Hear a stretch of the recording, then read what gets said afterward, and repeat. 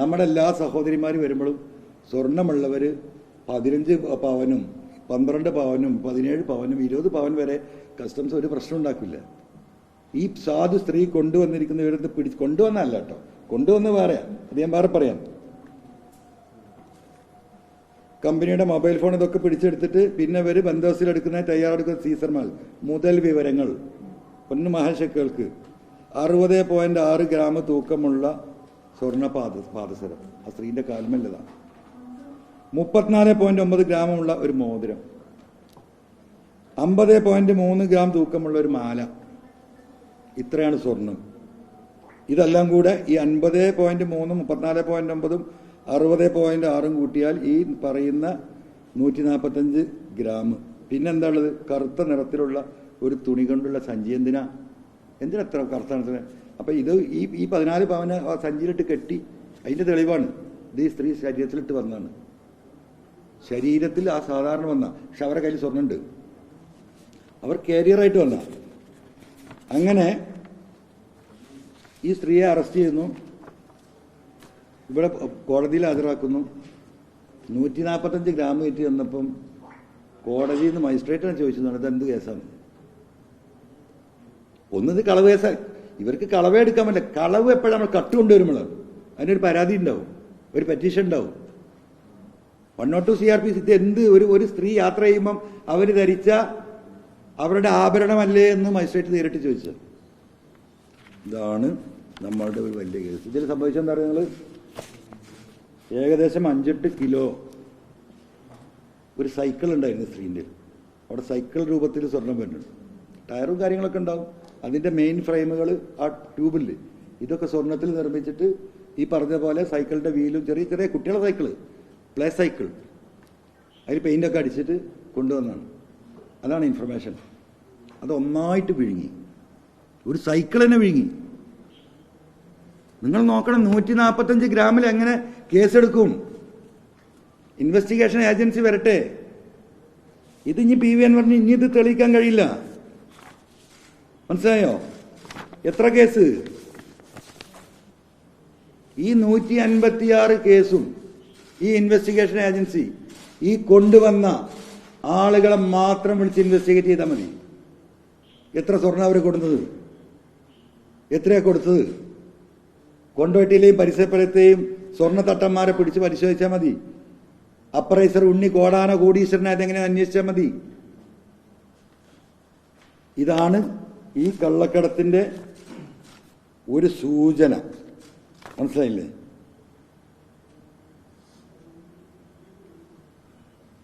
ഈ ആളുകളെ പലരെയും നമ്മൾ ബന്ധപ്പെട്ടു.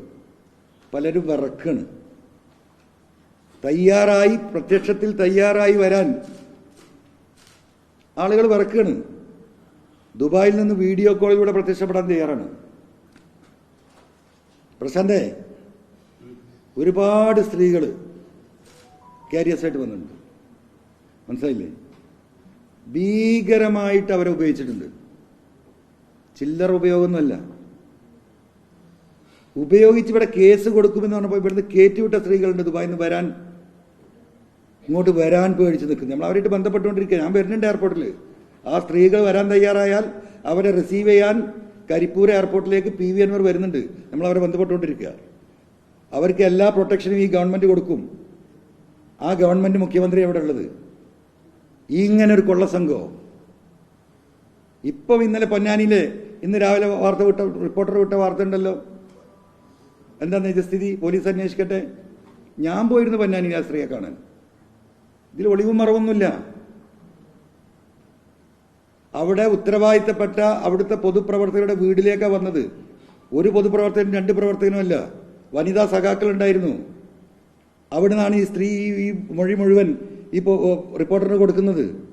അവർ പല പോലീസ് സ്റ്റേഷനിലും കയറി ഇറങ്ങിയതാ. CI പീഡിപ്പിച്ച കാര്യം പറയാൻ പോയി ഡിവൈഎസ്പി അതിലേറെ വലിയ പീഡകൻ. അവന്റെ പീഡനം സഹിക്കാൻ വയ്യാതെ SP-ന്റെ അടുത്ത് അതിലേറെ പീഡകൻ. വസ്തുത അന്വേഷിക്കട്ടെ, സത്യമുണ്ടോന്ന് നമുക്കറിയില്ല. ആ സ്ത്രീ കൃത്യമായി പറയുന്നു. 10-30 ആളുകളുടെ മുമ്പിൽ നിന്നാ അവിടെ സ്റ്റേറ്റ്മെന്റ് എടുക്കുന്നത്. PV അൻവർ എവിടെയും കൊണ്ടേ ഒളിച്ചു വെച്ചിട്ടല്ല. പലരും ഇപ്പൊ ബന്ധപ്പെടുന്നു. സുജിത് ദാസ് സസ്പെൻഡ് ആയി എന്ന് പറഞ്ഞപ്പോൾ ഇന്നൊക്കെ എനിക്ക് വന്ന ഫോണുകൾ വരാൻ പോവാണ്. ഇതങ്ങനെ വിടാൻ പറ്റുമോ? ഞാൻ പുതിയൊരു വാട്സാപ്പ് നമ്പർ ഇന്ന് മുതൽ പോസ്റ്റ് ചെയ്യാൻ പോവാ. പോലീസിന്റെ ഈ ക്രിമിനൽസുമായി ബന്ധപ്പെട്ട് ഇങ്ങനെ പീഡിപ്പിക്കപ്പെട്ടവർ, ക്രിമിനലാക്കപ്പെട്ടവർ, കള്ളക്കേസിൽ കുടുക്കിയവർ, ഇല്ലാത്ത MDMA കേസുണ്ടാക്കി സുജിത് ദാസും ടീമും ജയിലിൽ അടച്ചവർ, റിക്കവറി മുതലുകൾ കട്ടെടുത്തത്, ഇതുമായി ബന്ധപ്പെട്ട് ഈ പറയുന്ന MR അജിത് കുമാർ, ഇവിടെ മാത്രമല്ല കേരളം മുഴുവൻ ഒരുപാട് മനുഷ്യരെ ഇദ്ദേഹം പീഡിപ്പിച്ചിട്ടുണ്ട്. ഒരുപാട് കോളുകൾ വരുന്നുണ്ട്. ഫോൺ എടുക്കാൻ കഴിയുന്നതിൽ. അതുകൊണ്ട് ഒരു സെന്റർ തന്നെ, ഒരു വാട്സാപ്പ് പോയിന്റ് തന്നെ തുടങ്ങുക. എനിക്ക് പ്രിയപ്പെട്ട ജനങ്ങളോട് പറയാനുള്ളത്, അനാവശ്യമായ കാര്യം ദയവായി ഇതിലേക്ക് അയക്കരുത്.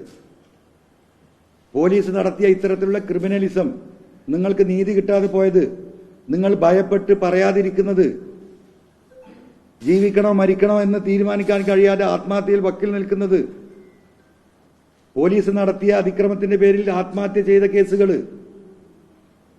മുഖ്യമന്ത്രി സൂചിപ്പിച്ച ആ പുഴുക്കുത്തുകളെ തേടിയുള്ള യാത്രയിലാണ് PV അൻവറും കേരളത്തിലെ സഖാക്കളും. ഞാൻ ഒറ്റക്കല്ല, ഒരുപാട് ആളുകൾ ഇതിന് തെളിവ് വരുന്നുണ്ട്. സംസ്ഥാനത്തെ എല്ലായിടത്തും സഖാക്കൾ ഇതുമായി ഇത്തരത്തിലുള്ള കേസുകൾ ബന്ധപ്പെടുന്നുണ്ട്. അതിനൊരു വഴി തുറക്കുകയാണ്. ഈ പറയുന്ന ചങ്ങാതി നൊട്ടോറിയസ് ക്രിമിനലാണോ എന്ന് നമുക്ക് പരിശോധിക്കാം. ബഹുമാനപ്പെട്ട മുഖ്യമന്ത്രി പറഞ്ഞ പുഴുക്കുത്തുകളിൽ എത്ര പേരുണ്ട്? ഇവരുടെ പണിയെന്ത്?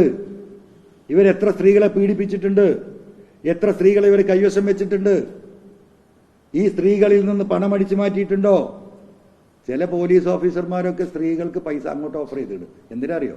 വെറുതെ അവനെ അക്കൗണ്ടിലിടാൻ യാതൊരു മാർഗവുമില്ല. നിങ്ങളിട്ടോ, നിങ്ങൾ മാസത്തിൽ 5,000 10,000 നിങ്ങളെ ചെലവിനെടുത്തോ, എനിക്ക് ആവശ്യമുണ്ടാകുമ്പോൾ ഞാൻ പറയാം. എങ്ങനെയുണ്ട്?